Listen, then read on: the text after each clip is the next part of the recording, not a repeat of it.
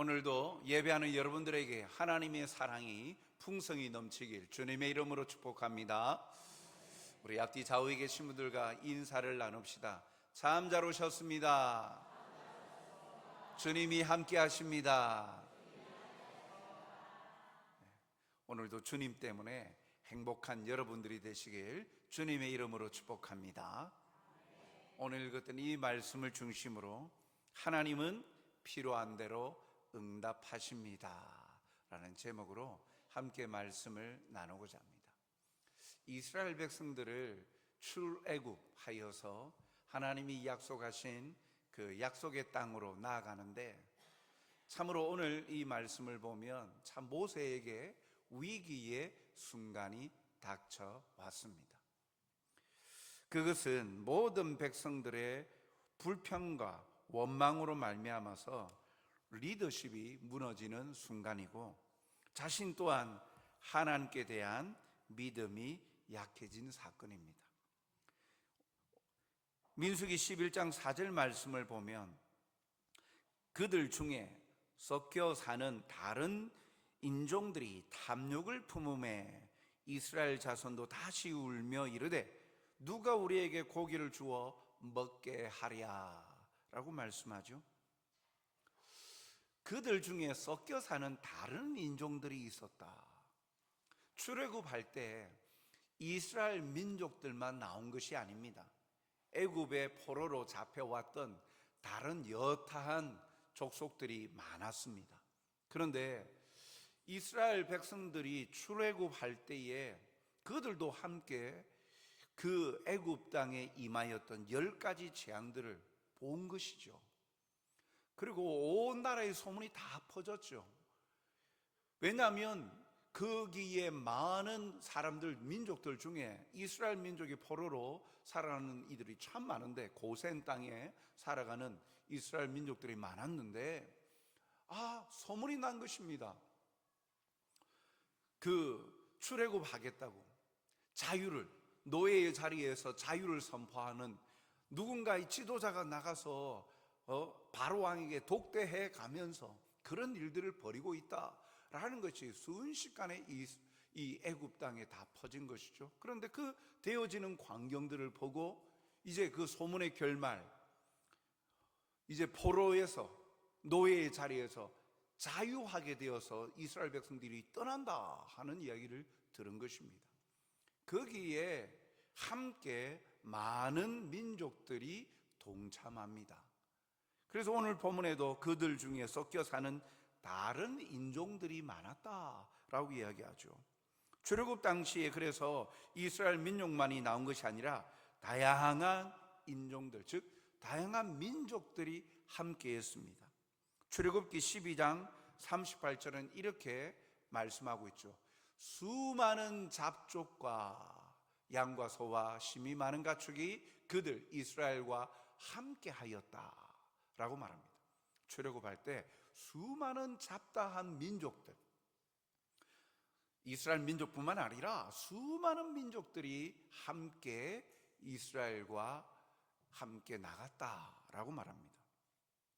그런데 이 수많은 민족들, 잡족들이라고 표현하고 있는 이 인종들은요, 그들에게 대대로 내려오는 하나님에 대한 신앙, 고백, 믿음이 있었습니까?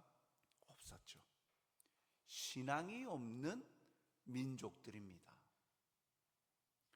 그러니 이 이스라엘을 향한 하나님의 약속을 듣고 함께 벗어났지만 이들이 계속하여 이스라엘 공동체에 안 좋은 영향을 끼치고 있어요. 조금 전에 살펴봤던 사절에도 보면 이들이, 다른 인종들이 탐욕을 품었다라고 이야기하죠.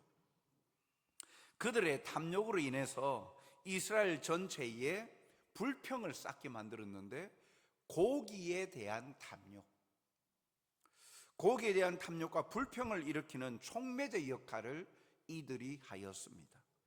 같은 신념을 가지고 있어도 사람들의 마음과 생각은 자라온 환경과 그런 환경, 상황에 따라서 달라지지 않습니까? 온전한 믿음이 없는 자들이 믿음의 공동체에 있을 때 이들이 결국 믿음의 공동체를 혼란케 만드는 장본인들이 된 것이죠. 고기가 뭐라고요? 고기를 먹고 싶다라는 그들의 탐욕 때문에 그냥 단순히 고기 먹고 싶다라는 것이 아니라 그 탐욕으로 시작하여서 이 자리에 있는 모든 상황, 환경에 대한 불평, 불만이 토로되어집니다. 그들만 토로되어지는 것이 아니라 들어보니까 이스라엘 민족들도 고기를 먹지 못하는 거예요. 그러니까 고기 먹고 싶다, 왜 이 생고생을 하냐, 동조하게 되어져 버린 것이죠. 민수기 11장 5절에 보면 우리가 애굽에 있을 때에는 값없이 생선과 오이와 참외와 부추와 파와 마늘들을 먹은 것이 생각나거늘. 이 잡족들이 이러한 말을 하면서 불평불만합니다. 그 말은 중심이 무엇입니까? 아니, 괜히 나와서 고생한다는 거예요. 5절에 나와 있는 여기에 이 식재료들 될 수 있는 재료들은 이 광야 생활에서 얻을 수 있거나 먹을 수 있는 것들이 아니에요. 즉 그 말은 편하게 노예였지만 애굽에 있을 때는 그래도 우리가 편하게 주어진 자유 안에서 갖은 채소들, 그런 것들을 우리가 요리해 가면서 다양한 음식을 먹을 수 있었는데 이 광야 생활은 제한적이라는 거예요. 그냥 제한적인 것이 아니라 먹지 못한다라는 불평, 불만을 쌓아간 것입니다. 그래서 그때 먹은 게 생각난다 하면서 과거를 추억하면서 그냥 추억하는 것으로 끝나지 않습니다. 어떻게 합니까?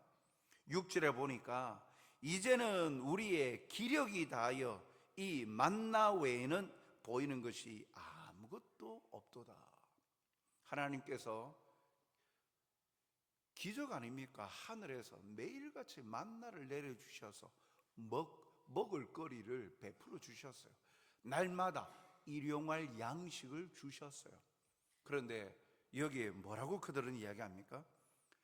고기를 먹지 못해서, 다른 음식을 먹지 못해서 특별히 기력이 다하였다.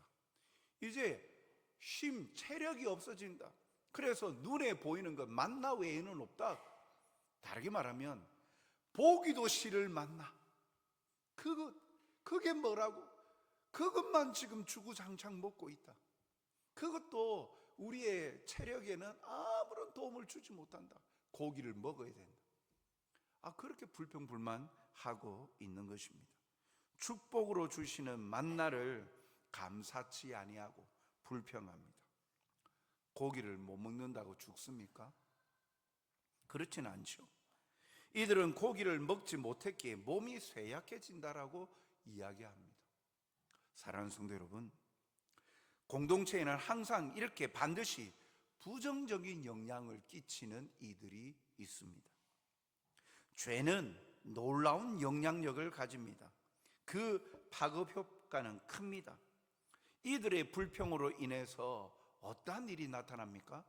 이스라엘 전체에 그 불평과 더불어서 침통함으로 변화되어집니다.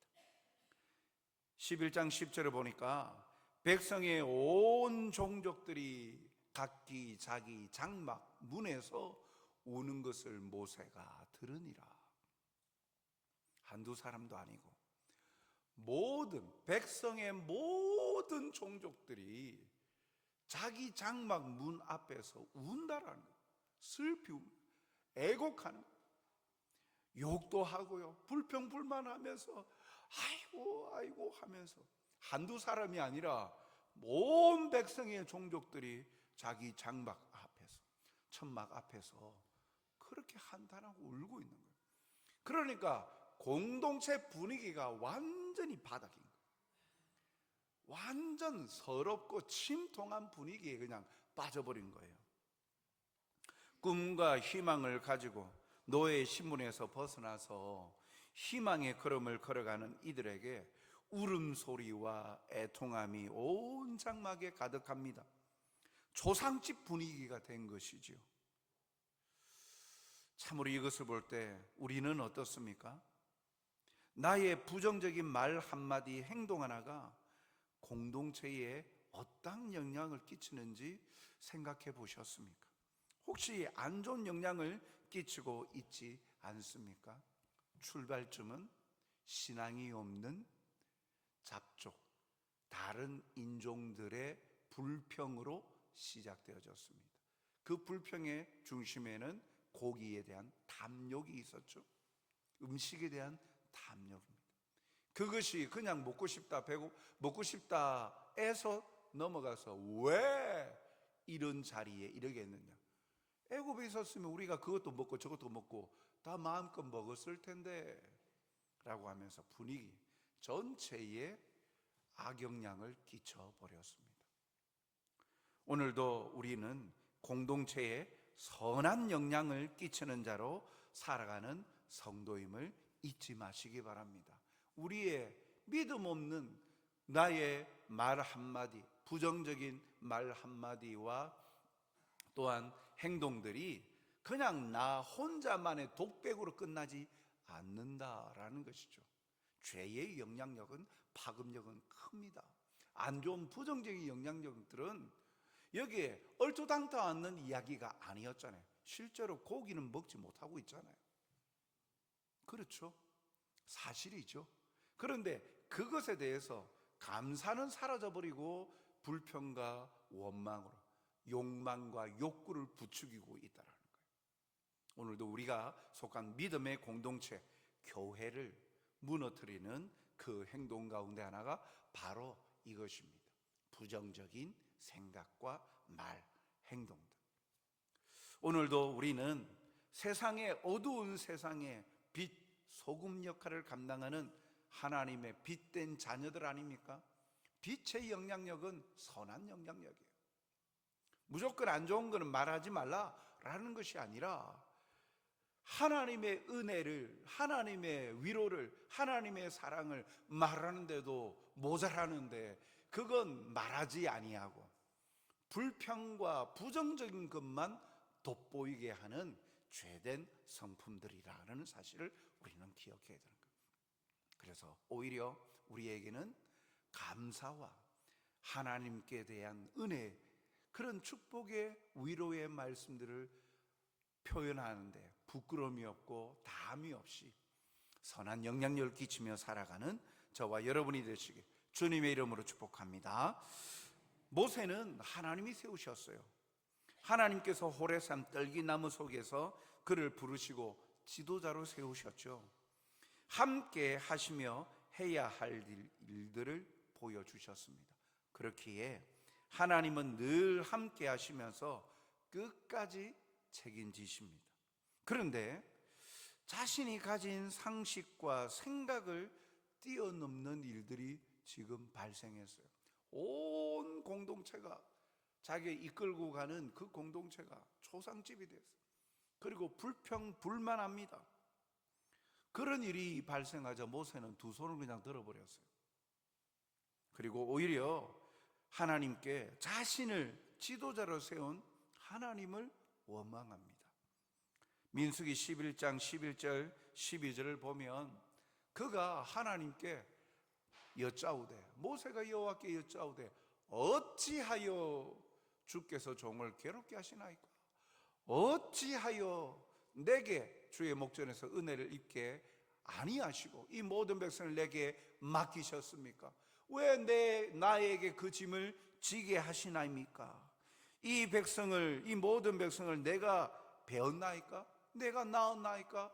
어찌 주께서 내게 양육하는 아버지가 젖먹는 아이를 품듯 그들을 품에 품고 주께서 그의 열조에게 맹세하신 땅으로 가라 하시나이까? 어찌하여서 내가 인도자로 지도자로 세워달라 그랬습니까? 하나님께서 먼저 오셔가지고 나를 부르셔서 지도자로 세우지 않으셨습니까? 그러셨는데 어찌해서 나에게 이렇게 고통받게 하십니까? 라는 말입니다. 이제는 그 백성들이 말도 듣지 않고 불평만 하고 마음대로인 이 백성을 지도할 여력이 없다라고 한탄하는 거예요. 하나님 앞에 하소연하고 있어요. 민수기 11장 14절에 보면 책임이 심히 중하여 나 혼자는 이 모든 백성을 감당할 수 없나이다. 이 한마디가 지금 이 모세의 마음이죠. 감당할 수 없다라는 거예요. 혼자 짐을 지고 가고 있다라는 거예요. 버겁다라는 거죠. 그 스트레스가 극에 달했는지 15절은요, 주께서 내게 이같이 행하실진대 구하옵나니 내게 은혜를 베푸사 즉시 나를 죽여 내가 고난당함을 내가 보지 않게 하옵소서. 얼마나 고통스러웠으면 죽여달랍니다, 하나님께. 그래서 지금 당하는 심적 스트레스, 압박감, 그런 여러 가지 자기 자신에 대한 책임감을 가지고 있는데 제대로 이끌지 못하는 것 같은 자신의 무능함, 이 모든 것들이 이 심신적으로도 스트레스가, 압박감이 엄청 심하니까 모세마저도 하나님께 죽여달라는 거예요. 얼마나 고통스러우면 죽여달라고, 이 고난을 당하지 않게 해달라고 그렇게 말합니다. 한계에 부딪혀서 어찌할 수 없으니까 끝내달라는 겁니다. 그때 하나님은 뭐라고 말씀하십니까? 하나님이 홀로 모세를 버려두지 않으신다. 함께 하심에 대해서 말씀하십니다. 하나님은 먼저 백성의 장로와 지도자가 될 만한 사람 70명을 모으고 그 장막 앞으로 나오게 합니다. 그리고 그 자리에서 하나님은 모세에게 직접 말씀하십니다. 그리고 거기에 서 있는 70명의 지도자들에게 하나님이 부어주신 영을 통하여서 하나님의 말씀을 듣게 하십니다. 그리고 선포하게 하시죠. 17절에 보면 내가 강림하여 거기서 너와 말하고 내게 임한 영을 그들에게도 임하게 하리니 그들이 너와 함께 백성의 짐을 담당하고 너 혼자 담당하지 아니하리라. 너 혼자 담당하지 아니할 것이다. 지금까지 그래 해왔던 내가 너와 함께한다. 그런데 사람 중에 너 혼자다 생각하느냐? 아니다. 그렇다면 내가 너를 어떻게 생각하는지, 네가 누구인지 내가 백성들 앞에서 보여주겠다. 너 혼자 감당하지 않게 해줄게. 70명의 장로들, 지도자들을 세워서 하나님의 말씀을 듣게 합니다. 즉 모세의 권위가 다른 사람들과 다르다는 것을 보여주는 거예요. 이야, 그 70명의 사람들이 하나님의 말씀을 듣는 거예요. 직접 들은 건 아니에요. 하나님이 부어주신 영을 통하여, 성령을 통하여서 하나님의 말씀을 들으면서 하나님께서 모세를 어떻게 생각하시는지, 그리고 모세를 어떻게 사용하시는지, 그리고 이 백성들을 하나님께서 어떻게 이끄시는지, 역사하는지 70명의 지도자들에게 하나님의 말씀을 듣게 한 거예요. 그러니까 지도자들이 모세는 하나님께서 직접 말씀하시고 자신들은 하나님이 부어주신 성령을 통하여서 간접적으로나마 하나님의 음성을 듣는데 자기와 자기들과 모세는 다름을 아는 거예요.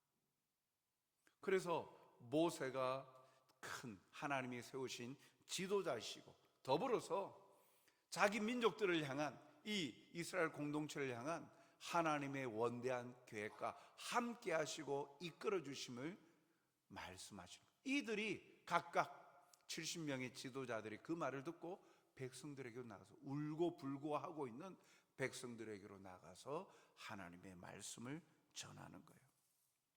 하나님은 모세가 혼자서 감당해야 된다라는 극심한 스트레스에서 자기밖에 없다라고 생각하는 그 뭔가 완전한 마지막 절벽과 같은 상황에 내몰려 있다라고 여겨지는 그때에 하나님은 혼자가 아니다.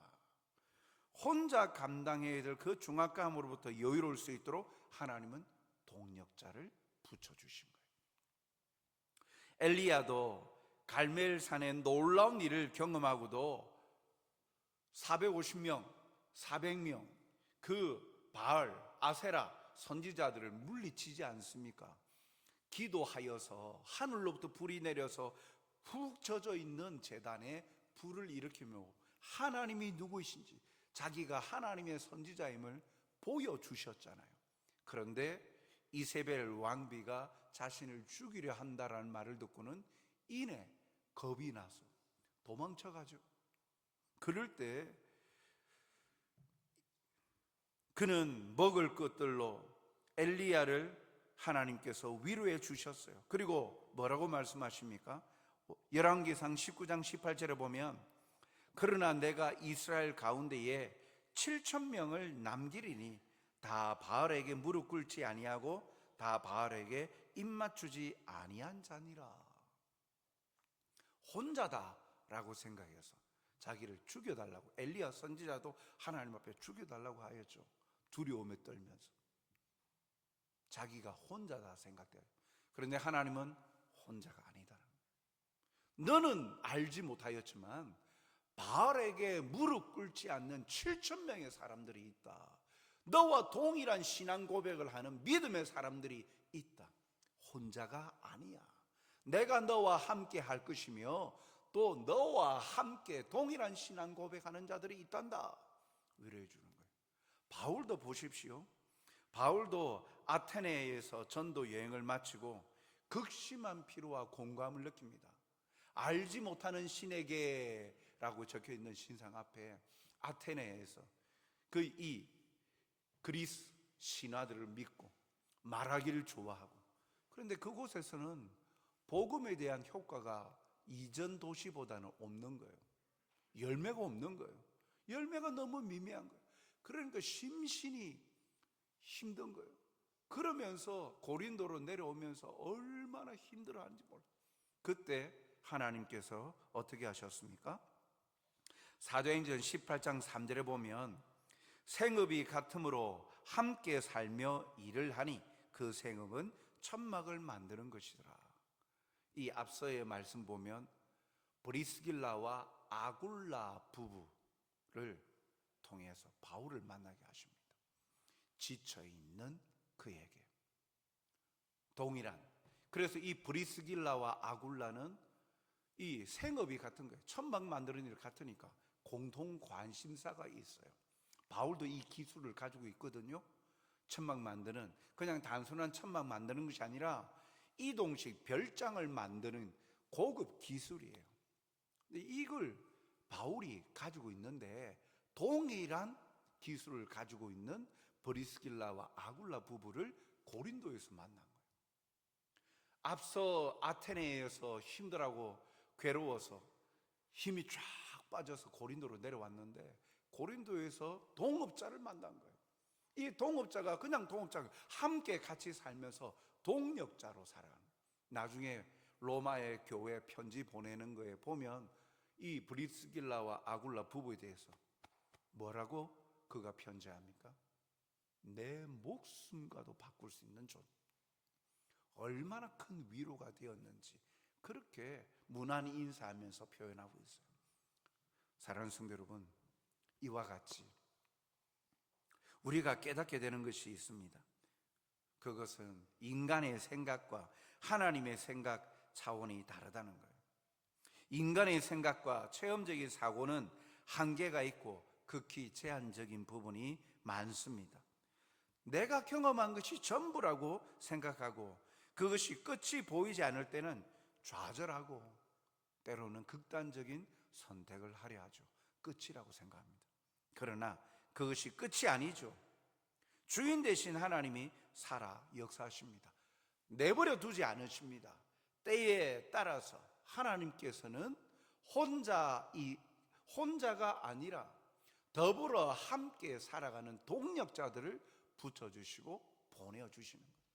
하나님 보이지 않는다고 하여서, 하나님이 보이지 않는다고 하여서 사람은 자기 혼자라고 그렇게 아파하는 모세에게 아니다, 내가 너에게 함께하는 너에게 버팀목이 되어줄 수 있는 동력자를 내가 붙여주마.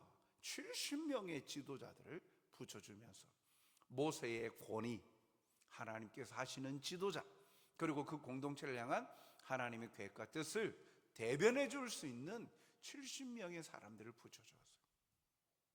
엘리야에게도 바울에게도 순간순간 그가 끝났다라고 생각되어지는 상황, 끝이 아님을 하나님께서는 필요한 환경과 사람들을 붙여주고 계신다라는 거예요.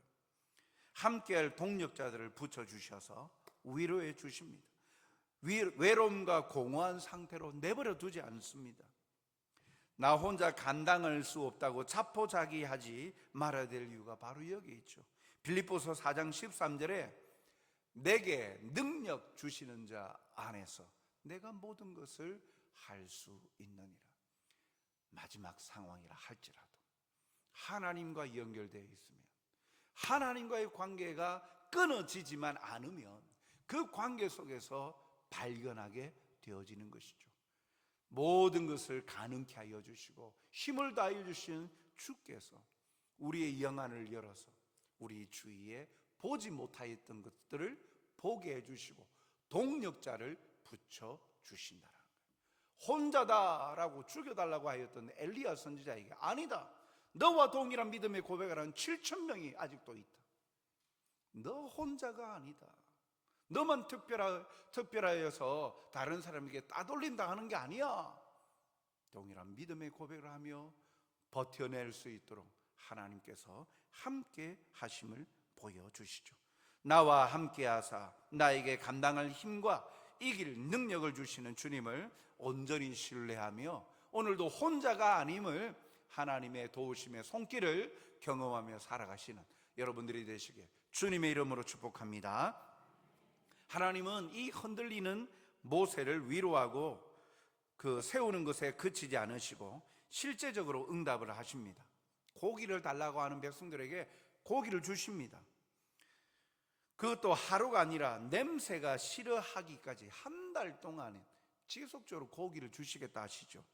민수기 11장 18절 하반절로부터 20절 상반절까지 내용을 보면 여호와께서 너희에게 고기를 주어 먹게 하실 것이라. 하루나 이틀이나 닷새나 열흘이나 20날만 먹을 뿐 아니라 냄새도 싫어하기까지 한 달 동안 먹게 하시리니 라고 말씀합니다. 이 말씀을 듣고 감사합니다 하면 좋은데 모세도 상식적으로 납득이 안 되는 거예요. 어떻게 한 달 동안이나, 이 사람이 몇 명인데. 그래서 21절을 보면 모세가 이르되 나와 함께 있는 이 백성의 보행자가 60만 명이온대. 보행자가 60만 명. 그러니까 걸어 다닐 수 있는 사람 60만 명이다 라는 뜻이 아니라, 여기 보행자는요, 전쟁에 나가서 전쟁을 할 수 있는 성인 장정을 말하는 거예요. 성인 장정들만 60만 명인데, 남자 60만 명인데 그들이 한 달 동안 먹을 고기를 주신다고요? 상상할 수 없는 거예요. 어떤 방식으로 한 달 동안 먹을 거냐는 거죠. 이렇게 따져보면 그 사람들만 먹습니까? 성인 장정이니까 결혼한 사람들을 아닙니까? 그러면 가정이 있고 식구들이 있고, 그래서 200만 명이 넘는 사람들이 어떻게 고기를 한 달 동안 먹을 수 있을까? 이해가 되지 않는 거죠. 그것에 대한 하나님의 답변은 23절 우리 같이 읽겠습니다. 여호와께서 모세에게 이르시되 여호와의 손이 짧으냐? 내가 이제 내 말이 내게 응하는 여부를 보리라. 아멘. 여호와의 손이 짧으냐? 무슨 말입니까? 하나님의 능력을 의심하느냐? 이런 말로서 약해진 모세의 믿음을 꾸짖고 계시죠. 하나님은 능치 못하심이 없으십니다. 전능하십니다. 다함이 없으십니다. 부족함이 없으신 분이시죠.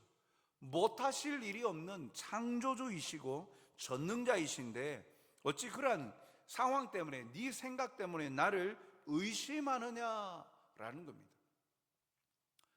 하나님께서 여호와의 손이 짧으냐? 라고 의심. 내가 행하는 여부를 네가 볼 것이다 라고 말씀하죠. 원하는 고기를 마음껏 먹게 하십니다.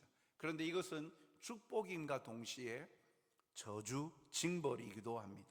20절에 보면 냄새도 싫어하기까지 한 달 동안 먹게 하시리니 이는 너희가 너희 중에 계시는 여호와를 멸시하고 그 앞에서 울며 이르기를 우리가 어찌하여 애굽에서 나왔던가 함이라 하라. 축복이지만 그러나 이것을 통하여 하나님의 마음을 깨닫게 하시는 징벌과도 같은 거예요. 우리도 이와 같은 오류를 범하고 있지 않습니까? 우리가 생각할 때 상식선에서 가능하다라는 일에 대해서는 긍정적인 반응을 보이는데 우리가 생각해 보아도 비상식적이다. 이건 있을 수 없는 일일 거야. 그러나 그런 가치관과 상식을 벗어나는 영역에 대해서는 우리가 혹시 하나님의 능력, 하나님의 역할을 제한시키고 있지는 않느냐라는 겁니다. 하나님은 오늘도 살아 계셔서 역사하시는 분이십니다. 하나님의 능력이 약하여 문제가 생기고 그리고 그 해결의 기미를 보이지 않는 것이 아닙니다. 하나님의 능력을 부인하고 의심하기 때문에 그러한 일들이 나타나고 있는 것이죠. 우리가 하나님을 불신하는 것에서 문제를 발견해야 되는 것입니다. 가뭄과 생명의 위협을 받던 엘리야를 그리 시냇가로 보내어서 까마귀를 통해 먹을 걸 공급해 주시고 사렙다 과부를 통하여서 또 공기함을 받고 그 가정에 그릇에 기름이 넘치도록 부어주시는 능력의 하나님이 오늘 나의 하나님이십니다. 우리의 하나님이 되십니다. 그래서 하나님은 뭐라고 말씀하십니까? 말씀들을 통해서 우리에게 이렇게 말씀하십니다. 시편 3편 4절 말씀에 내가 나의 목소리로 여호와께 부르짖으니 그의 성산에서 응답하시는도다. 이사야 58장 9절 상반절에도 보면 내가 부르짖을 때에는 나 여호와가 응답하겠고 내가 부르짖을 때에 내가 여기 있다 하리라. 기도하고 하나님께 부르짖는 거 하나님께서 응답해 주시는데 걱정하지 마, 내가 너와 함께하고 있다. 하나님의 위로도 함께 온다는 거예요. 예레미야 33장 3절 말씀에도 보면 너는 내게 부르짖으라 내가 내게 응답하겠고 네가 알지 못하는 크고 은밀한 일을 내게 보이리라. 약속의 말씀입니다. 오늘 우리에게 주시는 살아계신 하나님의 말씀입니다. 혼자 버려두지 아니하시고 하나님은 응답하십니다. 하나님의 방법대로 살아서 응답하십니다. 그 응답하심을 보는 자가 누구입니까? 믿음을 잃지 아니하고 믿음의 눈으로 하나님을 붙잡고 하나님 앞에 기도하고 간구하는 자에게 응답하신다는 거예요. 믿지 않는 자들은, 기도치 않는 자들은 하나님의 일하심을 경험할 수 없어요. 부르짖으라 내가 응답하겠고 부르짖는 자에게 내가 여기 있다 너와 함께한다 말씀하십니다. 반드시 응답하시고 또한 우리가 기도한 것뿐만 아니라 우리의 영안을 열어서 비밀한 하나님의 역사하심과 하나님의 일하심을 보여주신다. 그런 축복도 더하여 주신다. 그 축복을 받는 자는 또 어떻게 될까요? 더 소망하면서 하나님 앞에 나아가지 않겠습니까? 깨닫지 못했는데 하나님께서 이렇게 역사하고 계시고 이런 계획을 가지고 계시는구나. 그래야여서 그 믿음과 의심을 다 깨쳐버리고 더욱더 앙망하며 주님과의 관계, 기도의 자리로 나아가지 않겠습니까? 사랑하는 성도 여러분, 하나님은 우리에게 이와 같이 일하십니다. 필요한 대로 응답하십니다. 그렇기에 홀로 버려두지 않으시고 혼자 감당토록 내버려두지 않으십니다. 하나님께 맡기고 하나님을 의지하고 신뢰하고 믿음으로 하나님께 맡겨드리십시오. 그러면 하나님께서 보여주시고 응답하시고 이루어가시고 누리게 하실 것입니다. 이러한 은혜를 누리며 살아가시는 저와 여러분이 되시길 주님의 이름으로 축복합니다.